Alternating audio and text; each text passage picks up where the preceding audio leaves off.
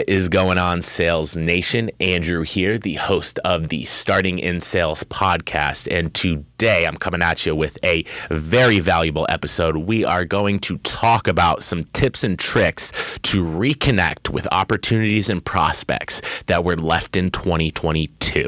All right, maybe you're still thinking about them. You still got some of those deals in your pipeline.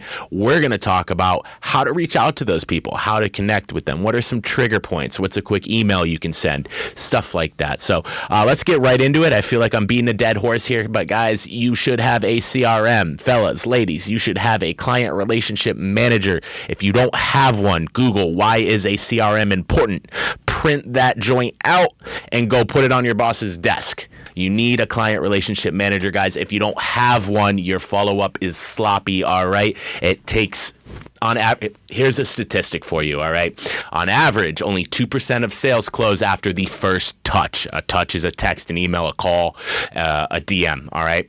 The average, the other 88% is between touch number 6 and touch number 12. So if you got 1,400 contacts and you're relying on touch 6 to touch 12 to get a deal, you're not doing that in your Google tasks, all right? I'm not doing that in Evernote. You need a client relationship manager, guys. I know the countless follow-up, it seems like you may be hounding a client, but the statistics speak for themselves. The data is there. The data does not lie, all right? Between number 6 and 12 is that other 88% to close the deals. The other 10% is somewhere between numbers not 1, obviously, but number 2 and number 5. All right. So 6 to 12 is at 88%. That's the majority. That's what we're looking at. We're always focusing on the majority, not the anomalies, guys, as you should be if you're a sales rep, if you're a good sales rep. All right. So, you need a CRM. I'm going to stop beating that dead horse on all the podcasts. I feel like I've brought that up 3 times on 3 separate episodes. So let's dive into some of the specifics. All right. I want to start with LinkedIn because this is one that I've been utilizing a lot recently. But I kind of want to convince you guys to be utilizing it just because of some of the data they've been putting out and how exponential their growth is going to be this year in 2023. So just so you guys are aware, I'm gonna just list off some data points here from, this is searchenginejournal.com. I pulled these earlier. So LinkedIn has 850 million members in more than 200 countries. All right, they've got 9 million companies that are signed up on the LinkedIn page. 2.7 million pages post at least once a week. 11 million members have turned on LinkedIn creator mode since March of 2022, which is freaking amazing. 40% of companies on LinkedIn now rely on the skills filter to identify job candidates. Freaking amazing. In the last 12 months, 90% of B2B marketers used LinkedIn to distribute content. Freaking amazing. 75% increase in the number of spontaneous LinkedIn live events, which is great because I know you guys were big on the Facebook Live and the Instagram Live. So now we got the LinkedIn Live events as well, a little more business oriented. I may have to do some like live cold calls on there. That would be fun. LinkedIn members interact with LinkedIn pages more than 2 billion times per month. So these are just a few. I think you guys know a little bit about what's going on right now if you're tracking with all the layoffs. So you see a lot more traffic on LinkedIn, people looking for jobs. So there's an opportunity to see how big the platform is. And then obviously their ad revenue has almost doubled in the past 12 months. So if there's any indication to growth, it's that right there, guys. So listen, here's what I've been doing. Here's what I would suggest you do. 1, you're a sales rep, turn off your private mode. Yes. Yeah, I'm just staring at the camera. That's all I'm doing. I'm looking directly at the camera. Turn off your private mode. Stop being so shy. You're outgoing. You're charismatic, all right? You've got a great personality. Turn off your private mode and let people know when you're viewing their profile, all right? That is a touch point. anytime you're coming top of mind to somebody, guys, this is a touch point, all right? This is one of those contacts, one of those 6 to 12 for the 88% of the closings. So keep that in mind. Turn off your private mode, guys. If you're going to view a profile, let them know you're perusing their profile. So what I want you to do is some of those clients that were left from 2022, some of those deals that may not have closed, go to their page, check out what they're posting. All right. If they're not on LinkedIn, see where they are. What social media platform are they on? If you've got a first and last name in your database, in your HubSpot, in your Salesforce, you probably have an email, you probably have a company name, you have at least one other piece of data to allow you to narrow down all of the Andrew Kiblins in the world to just me, right? You would just need to put in lending deck. Boom, there I am. So turn off your private mode when you're going to look at these profiles. You want that touch point. You want them to know that you're thinking of them. And in return, they're going to be thinking of you when they get that notification that you're looking at their page. But let's look and see if they've gotten any promotions. Let's see if there's any articles or pieces of content that they may have posted recently that we can engage with. Can we like anything? Is there any valuable content there that maybe actually taught you something that you can reach out and say thank you for, right? After engaging with their most recent, send a brief email. All right. If you're a good rep, grab the phone and make a call. Congratulate them on that recent promotion. Talk to them about their recent post. Thank them for maybe some market insights that they were able to provide you. All right. Now that they're re-engaged, what we're going to do is we're going to see if the problem that they have still persists. All right. Guys, if these are leads and deals from 2022, the problem may not still persist, all right? And if it doesn't, that's okay. At least you can take that off of your radar and you can move on to somebody that does have a problem that still persists. At the same time, you've just reconnected with this person, so when they have a problem again, I was going to say when their problem re-arises, I don't know if that's a word, when their problem re-arises, you can be the first one in the door to help. All right. So we're going to turn off our private mode. We're going to go to that profile. They're going to get that notification that we're looking at that profile. We're going to look at their recents, their posts, their promotions, their company, any changes, any trigger events is what we can call it, right? Anything that can, force some sort of interaction. And then during that interaction is when we do, when we make our ask. And our ask is just if that problem that they previously had has been resolved. Is there any progression that I may have missed? Are you still looking for financing on this property? Are you done with renovations? I know you were thinking about, wrapping renovations up, I think in December. How are those going for you? Were they delayed? Maybe they were just delayed a little bit. So that's the LinkedIn stuff, guys. I wanted to start with that because I have been using that. It's been working for me. And even my girlfriend, she's got her private mode on. She's like, I can't believe you don't have your private mode on. It's intentional. It's fully intentional. Turn that off. Be the outgoing, charismatic person that you're trying to be. All right. This is another one that's worked for me. I have kind of revamped this. You guys may have already heard this. It's called the 9-word email. It's where you make the subject line just their name, their first and last name, and you say, are you still interested in, and then you insert your product there. The one sentence is supposed to be 9 words, and then you say thanks, and you have your signature at the bottom.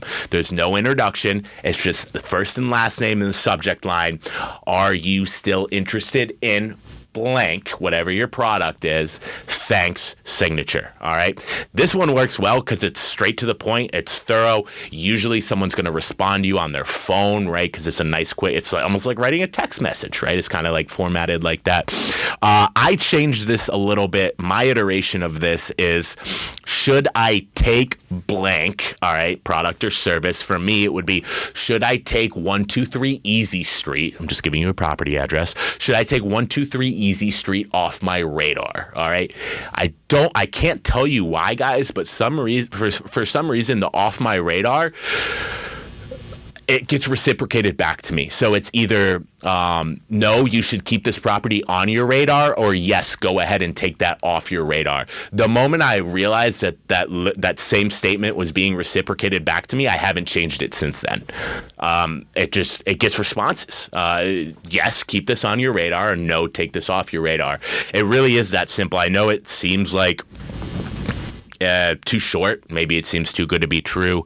Kind of like first glance, it's just simple, right? But that's why it works. All right. That's why it works. It works because it's simple. First name, last name. Are you still interested in? Or you can put, should I take blank off my radar? And then you sign out. So thanks, Andrew, or whatever your signature is. I think just the inherent nature of how easy of an email that is, how short and simple and sweet it is what drives the response. And like I said, the word radar literally being reciprocated back to me encouraged me to keep using that same line. So I use that one often as well. And then, guys, I want to just go over some of the other I know I just kind of coined that term like 2 minutes ago, but some of the other trigger events that can help you be able to re-engage with one of those past clients. So a big one, guys, for me, you guys know finance is cyclical. So we have changes all the freaking time. A big one for me is product changes. All right. So if I'm able to offer more money on a loan or less money on a loan, we call this our LTV. If our LTV changes, they go up, I'm going to call with that good news. All right. I said or less money. That's not true. I'm not going to call and tell anyone if our LTVs have gone down. But if our LTVs go up, I will give my borrowers a call, especially those ones from 2022, and say, hey, look, this is what we're offering now. I know we were talking about 123 Easy Street in November. Did you finish up the renovations on that? Boom. If interest rates go down, right, we'll give that call, or if you guys are tracking, you guys are doing well, you'll send out that email marketing campaign, save the sales reps some time. Maybe the reps should still be reaching out to the top clients, but if you've got, 9,000, 12,000 contacts. Some of those, you can save some time with the email marketing campaigns. So product changes, that's a big one. That's an easy one. Products are always changing. So make that one of your touch points, guys. Remember, it's so easy to think it's like 6 to 12. All right, so let's hit 6 to 12 valuable, genuine touch points, and maybe we can get this deal closed. All right, new leadership. If you have leadership change in the company, or if you notice that your client's company has leadership change, both of those are good opportunities to reach out and reconnect. Keep an eye on the company's socials, right? Sometimes there's some sort of accolade that's posted, some sort of award that was won or something like that. You can reach out to them because of something like that, and you can congratulate them and say, hey, this is so amazing. How involved were you in this? And oh, by the way, when we were talking about that property in November, you had told me you're going to be done in January. I just want to see if I need to keep this on my radar or not. So yeah, keep an eye on the company pages. This is an obvious one, guys. A contact's birthday. I mean, you may or may not have this. I think I put this in here because for me, when I was a property manager, this was a big one. It's a big opportunity to be able to reach out to tenants, see if they needed anything. But that was a past life. So I don't know how many of you guys, I don't have birthdays in my CRM, but if you do have birthdays, you do know their birthday, you're connected with them on social media, you get the notification for their birthday, reach out to them. Hey, Bobby, happy birthday. I hope you have a really good day. By the way, that property in November that we were talking about, it'd be a great gift if you're able to finish that up and sell that, get your wife off you about that mortgage. How were those renovations going? Were you able to wrap those up? Okay, cool. Oh, you're going to keep it as a rental? Oh my gosh, I would have never known that. Were you going to tell me? Oh, you forgot? Oh, well, I'm glad I reached out today. What a perfect timing. I can do that rental loan for you. All right, so I felt funny doing that. That was weird. I was role playing with myself. But yeah, so birthdays. All right, that's a good one as well. Obviously I said product changes, but new products, that's a big one too. Like if we start offering commercial again, like if we can start doing over 4 units again, we'll send out a blast to our whole contact database. And then I'm going to go through, and all my strong interest people, they're getting calls, even if it's just voicemails. touch point. All right. Incentives or discounts, right? So if you're offering some sort of a discount on your product, this is a good opportunity to reach back out to those people from 2022 and say, hey, how you doing? You know, I know we were visiting this rental loan. The rates may have been a little too high, or the origination fee was a little too high. Well, now we got this promotion going on through the end of the month where the origination fee is actually half of what it was. So I know that was your only hurdle before. And, you know, if nothing else has come up, let me requote this for you. I'd love for you to take a look at the new quote. So that's a good one. Branding changes. This is a good one because this is one that people don't really hit.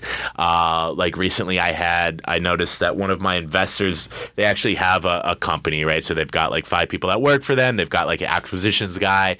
They've got processing guys, and they've got a couple people who are just out door knocking, right? Like trying to find these properties with this overgrown grass and trash in the yard.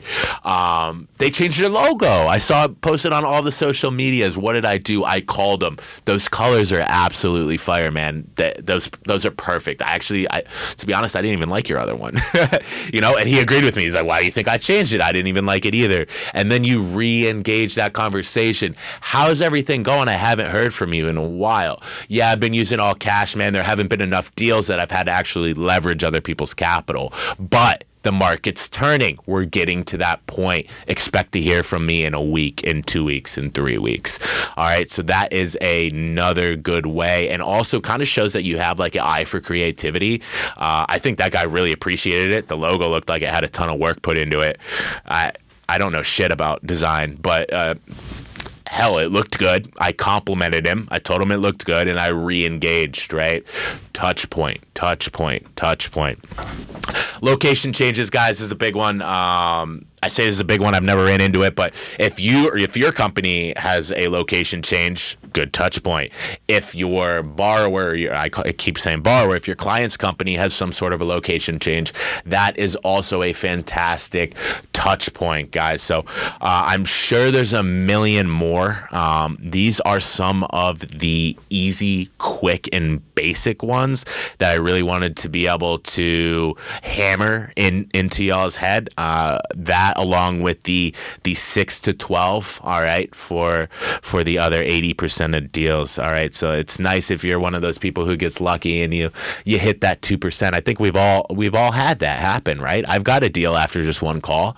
I've had it happen. I could probably count on 2 hands how many times that's happened, right? Because it's so seldom, but it happens. But you don't rely on that, guys. As reps, we're tackling the majority. We're not tackling the anomalies, all right? So I think key takeaways here, guys. CRM system, get one. If you don't have one, get one. The 9-word email, like I said, should I take this off my radar? Again, there was no specific reason I made that change, because that original 9-word email was actually created by some sort of sales leader like 2 or 3 years ago, and he was selling as part of his training. I saw it on Instagram, and I just changed it up a little bit, and that language was reciprocated back to me. So I really appreciated that, and I feel like when people are reciprocating language back to you, that means they're listening to you. That means they heard you. At least that's what I like to do to people I'm speaking to, and I hope that's how they perceive it. So that's how I would perceive receiving those messages. So I actually have that saved as a template in my HubSpot. It auto-populates the name and the subject line. Depending on who the to field is, it will literally auto-populate the first and last name in the subject line. That's how often I use this one, all right? And then obviously there's a bunch of trigger events, guys, and I just named off like 10 big ones. There's probably 100 more that you could go over, but all of these are going to help us re-engage those contacts from 2022. Don't feel like you're not being genuine. As long as you are being genuine, as long as you did actually read the post from the guy's LinkedIn, you got some value from it, as long as you did actually look at the logo and you actually thought it looked good, or what was another one of the examples? Your company did actually change locations, or you do actually have a discount going. None of this is disingenuine. This is all real, all genuine. You were just able to ask your question at the very end. All right. You're able to get that re-engagement back, get another touch point and get you closer to that 12 touch points so you can get that deal closed, guys. So that's really all for today. I really just wanted to give you guys some feedback on what's been working for me, guys. I'm telling you, I'm smashing on LinkedIn right now. It is working phenomenally. Not only am I posting the content, but I'm handing out the compliments. I'm commenting on people's posts and people's content, and a lot of people brag about their own success on there. So I'm engaging in that bragging. I'm helping them brag and giving them, some sort of ego boost. Thank you guys so much for listening to the podcast today. I really appreciate you. If you follow me on socials, if you like any of my content, if you show me love in any way, shape, or form, I appreciate you more than you know. I hope I'm returning that favor to all of my friends, all the boys, the girls, and all the homies that I see posting content as well. I'm trying to show love as much as I can, because I know that, we're far and few between, and we're all out here just trying to spread positivity, hope, and kind of encourage others and bring others up. So that's at least what I'm trying to do. And then also, like I said, the selfish part of me putting out this sales content does nothing but make me better at sales. That's all it does, guys. Like I took 3 days to prepare this script. I mean, I'm not all the time in the world, but like 10-20 minutes a day working on what I want the topic to be. So I'm learning about other things as I'm writing kind of the content that I want to create. So it's doing nothing but making me better. If that's selfish, then so be it. But really appreciate you guys. I'm going to sign out here. I hope everybody has a fantastic week. See ya.